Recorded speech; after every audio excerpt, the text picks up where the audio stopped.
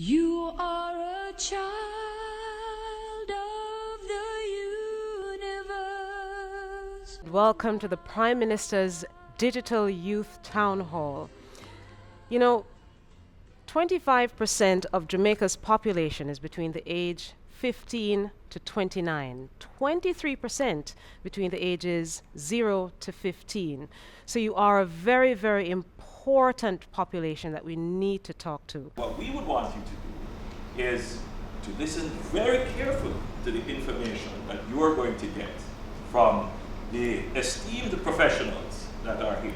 A grade 2 student is asking, is coronas a lot worse than the flu? Because it's a new virus, we can't definitively say yes or no, it's worse than the flu or not. But we do know that it has a similar pattern to the flu. And so depending on what happens, we'll get to know more as more evidence becomes available. At this point in time, we recognize the fact that there are certain subsets of persons that are more vulnerable from getting more severe course of the disease. I have one from Nicholas Sherrard. He hasn't said what grade he's in, but he says, Mr. Prime Minister, sir, thank you for doing this press conference for young people. He asks, what will be the outcome for students like me who are scheduled to sit grade 5 PEP exam soon? Okay, so he's in grade 5.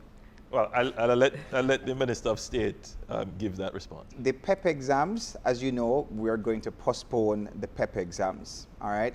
We will give you more advice or more updates as soon as we get more information. We're looking at possible dates in June at this time, but of course, as we continue to monitor the progress of the virus in Jamaica, as we continue to have our discussions with the Ministry of Health, we'll be better able to give you a final answer. But we want to encourage you all, log on to the ministry's website, and we will have a host of other websites available for those persons. We know that not everybody has a computer or a laptop or a smartphone, and sometimes depending on where you live, we know that the signal for the internet might also be weak. So what we're doing is right now we're in discussions with other cable network providers. We're in discussions with Minister Favour Williams from the Ministry of Science, Energy and Technology, and we're going to be working with NWA to get more cables in the ground or more fiber optics, so that we can widen the scope. A female from age 17 from St. Mary is asking, Prime Minister, how soon is the government planning to reopen places? Well, the epidemic has a lifespan. It is almost like a natural event. And what we have seen coming out of China is that it lasted for about 2 months, and it peaked somewhere at around week 4 to 6. After that peak, then the number of new cases started to decline. And as they came out of the epidemic with a reduced number of new cases, then the government in China decided to loosen some of the measures for lockdown. So for example, in China, in Wuhan, they started to lock down that city on the 23rd of January. And just last week, we started to hear that they have started to loosen the restrictions. So that gives you some idea as to how long the measures that we have put in place will last. It's very difficult at this time to say how long the measures will last. What we have been doing is to implement measures according to the threat level as we progress through the epidemic. What is the chance of survival for an asthmatic person? Because the asthmatics are one of the types of persons that we pay special attention to. Now, as you know, your asthma symptoms, really, you recognize the symptoms, the shortness of breath, the wheezing, etc.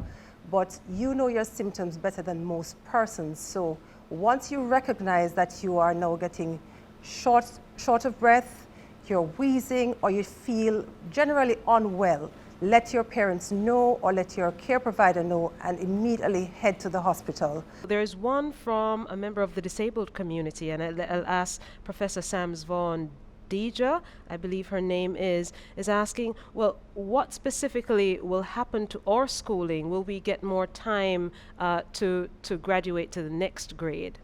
I think that's more an Yes. education question. Okay, But I just let's. wanted to say Yes, that yes, we Prof. must take special care of our children with disabilities, and we need to ensure that the messages are getting to them. So we're asking parents for the visually impaired persons to ensure that we are speaking with them and making sure that they're getting the messages as well, because they're getting anxious too, because they're picking up on the anxiety around them.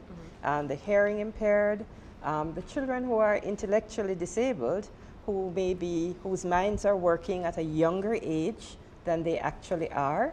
We're asking parents to ensure that they talk to their children and tell them exactly what's happening.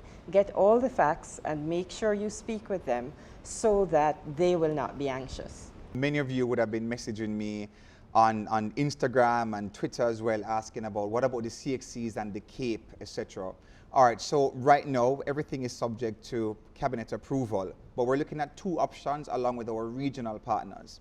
We're looking at delaying, or what you call postponing the CXC until somewhere between June and July. That is scenario one.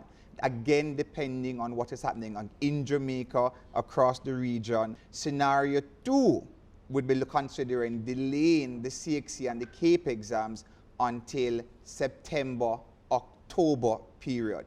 If we delay the CXC and the CAPE until the September, October period, again, this is all subject to what is happening with the local spread, subject to the Ministry of Health and the advice of the Honorable Prime Minister, then we would be looking at perhaps a new school year, because if exams are in September, October, we would not be able to mark the papers until November. Results would be had by December, which means that now we'd be looking at a new school year, which would start in January 2021. So we've just commissioned a comic. I don't know if people still read comics. I used to read comics when I was growing up. They do. But we hope to convert that into an animated series.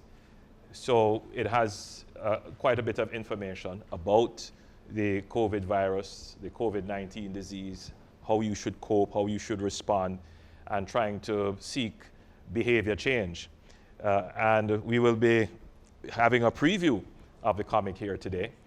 But as I started by saying, I want to enlist the support of our young people in being agents of behavior change for us to be able to be strong fences in containing the spread of the COVID-19 disease. You are a child